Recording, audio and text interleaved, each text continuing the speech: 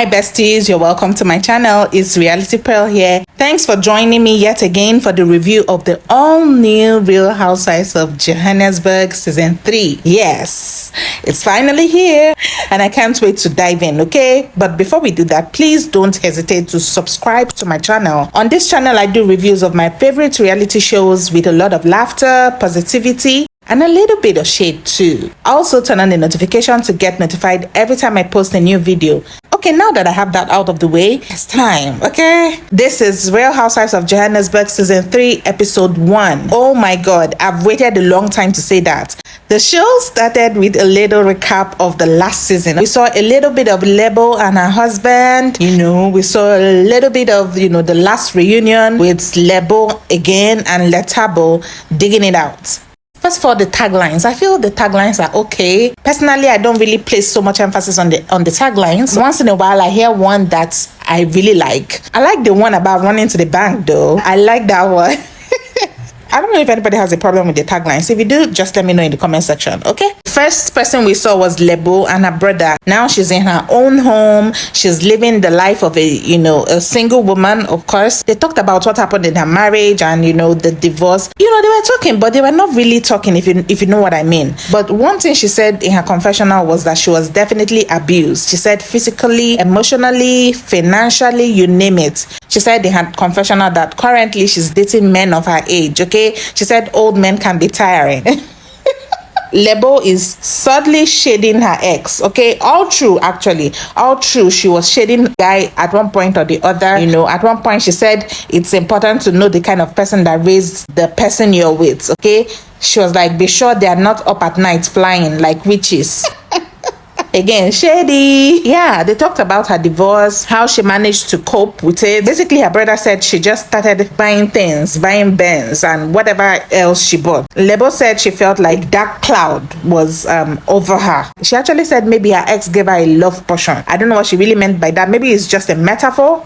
Yeah, I think it was just a metaphor. We'll take it as that. She's currently enjoying her personal space and she loves being on radio.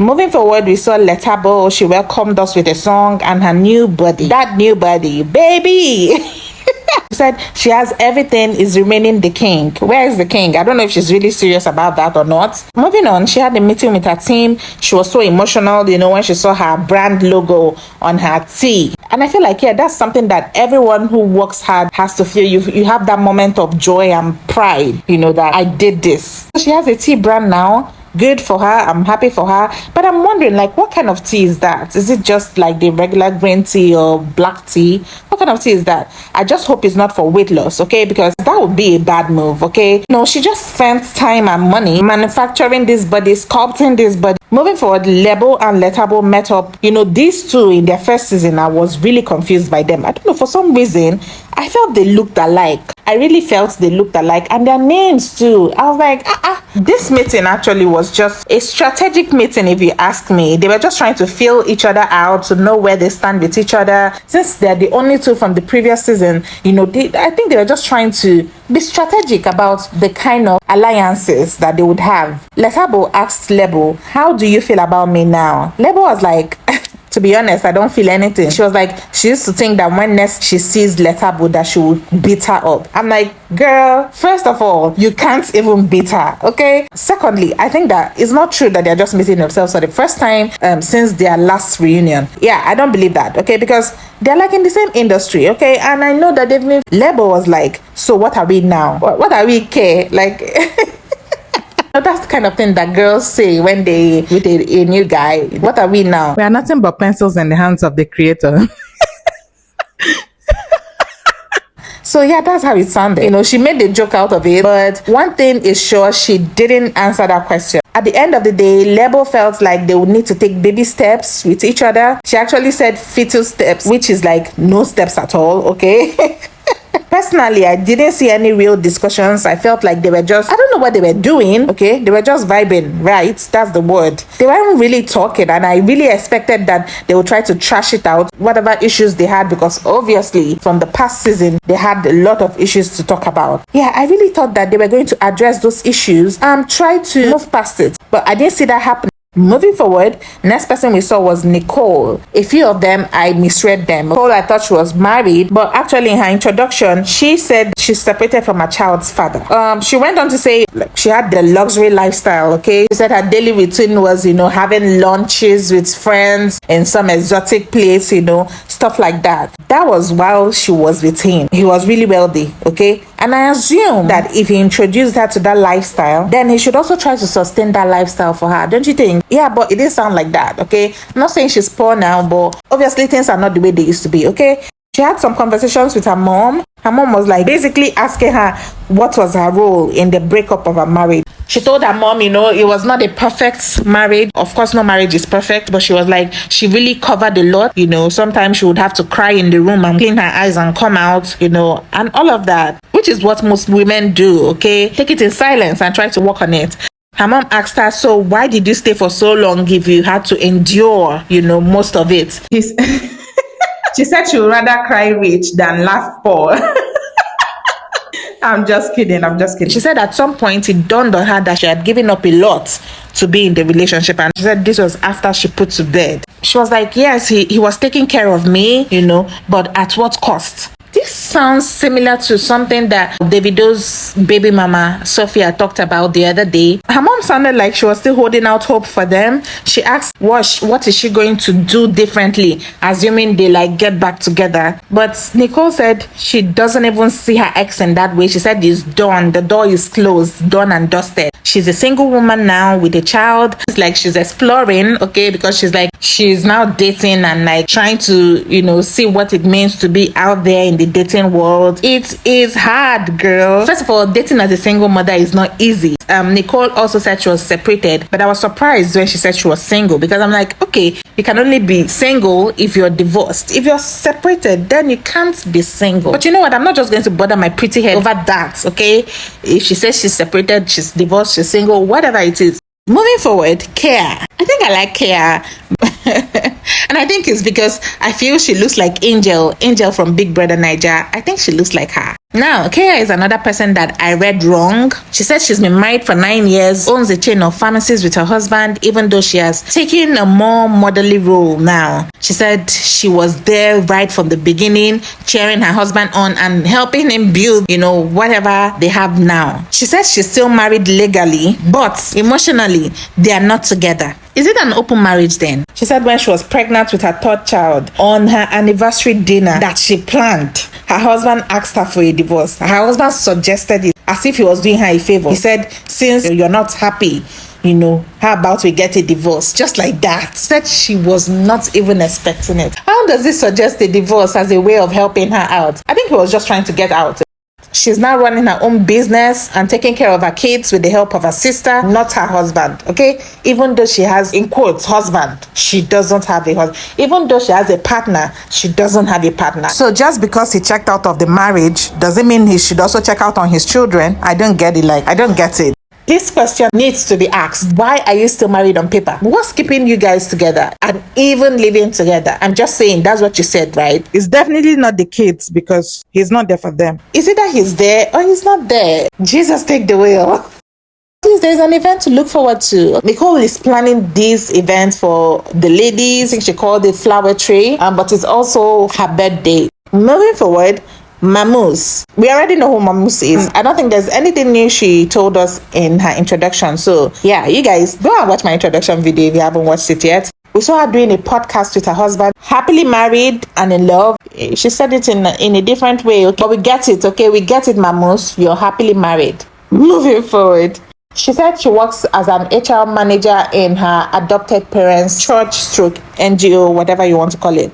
Listen, this church, when I was checking her out, this church has a lot of scandals. A lot. Like, a lot. I can't even get into it, okay? But you guys already know that, don't you? I was so surprised that she tackled this head on. Like, that was one of the first things she addressed in her introduction. I'm like, okay, girl, wow, that's some guts. Yeah, because it might blow back. You already know, right? When she was talking about them, she was like, this movie is not ending soon. They are coming back, okay? They are coming back, and this movie is not ending anytime soon. I'm not even interested in that movie. I just want to watch you, Mamus. I don't know if I want to watch them. Mamus and Kea get introduced by their mutual friend Success. They have a little chit chat. Kea invites Mamus to Nicole's event. Listen, the next woman speaks my language, okay? Thobekile. She said she loves money. She works for her money. Yes, girl. Oh my God, I'm just kidding. She loves to spend lavishly. She spoils herself. Girl, whose money? She was just calling different amounts of money. She said she can spend 10,000 on the kind of shoes that she likes, 50,000 on the handbags. You know, she can spend as much as 150,000 a day. 150,000 on what? Like, she's very submissive to her husband. Feminists are not going to like this one. She's the kind of woman that's like at her husband's beck and call. She sells organic and herbal supplements, skincare stuff, you know, all of those kind of things. She's a businesswoman, okay? She said she can sell anything. That's how she makes her millions. She said her relationship with money is like 5 and 6. Not alhamdulillah, okay? Let's move forward. Enough of the... Okay, yeah, finally, it's Nicole's event day. Thank you, Jesus. The ladies are all giving spring. I expected more flowers though, since it's a flower event, okay? She called it flower tree. It was cute. It was a cute decoration, but not what I expected, okay? The ladies started coming in. Lebo came in first. When Lethabo arrived, she was like, that she felt that she, Lebo, that's sitting down there, just walked in. How? And you know, she has said this before. Like, is she trying to say that Lethabo is copying her or what? Like, is it because of Lethabo's new bomb? Lebo's confessional. I don't know. What was she talking about? Right? I feel like it is ever OnlyFans. Man, it's OnlyFans. Like, it is ever accolade, like trophy. Like, man, we must give it to God. At this point, she was just rambling. This guy, Leon. Ugh. And honestly, okay, I tried so much to ignore Leon, but that guy is too loud for my liking. He was trying to be in every conversation. Anyway, let's move forward. So Nicole needed to, like, she needed some conversation starters, and she was like, they should all say their most embarrassing moments. Some of them are actually making up their most embarrassing moments, because I don't get it. Like, which one is, I was trying to do something with my husband and my kids walked in. Surely you could think of something better. Leon, for some reason, he just kept prompting the women to say something. Like, Kay was trying to say her own most embarrassing moment, and he said, oh, how about your tits? I was still trying to understand that part. When it got to Lethabo's turn, he was like, you should mention that you don't know how to swim. Who is this guy? Before I knew it, all the women were complaining in their confession, and they're like, he's too loud. Maybe he's drunk or something. That can't be normal behavior, okay? Point, I'm watching them now arguing about swimming. You don't know how to swim. Why don't you know? Why haven't you learned? At this point, more guests arrived, and right on time, okay, because I was getting tired of the most embarrassing situation. I'm seeing Success again. Someone actually said that RHOJHB has opened the portal for these guys. These two, though, it feels like they're going to be more in the mix, and I don't know how I feel about that. I'm watching the sneak peek right now. It looks like Leon, for one, is right in the middle of all the drama. It doesn't need to be that much in the mix, and this is my own opinion, okay? I know the Real Housewives, generally, they love their gay friends. Let me tell you, these queens, they come around, you know, they support, okay? They don't try to be the queen bee. No, darling, no. It's not about you. I don't know how I feel about the upcoming episodes, okay? But if I'm going to be seeing Leon all the time, trust me, I'm going to be ranting more and more. So yeah, this is the end of the episode. Let me know what you think about the Real Housewives of Johannesburg season 3. Don't forget to click on that red subscribe button. Also give this video a thumbs up, and I'll see you soon, okay? Thanks for watching.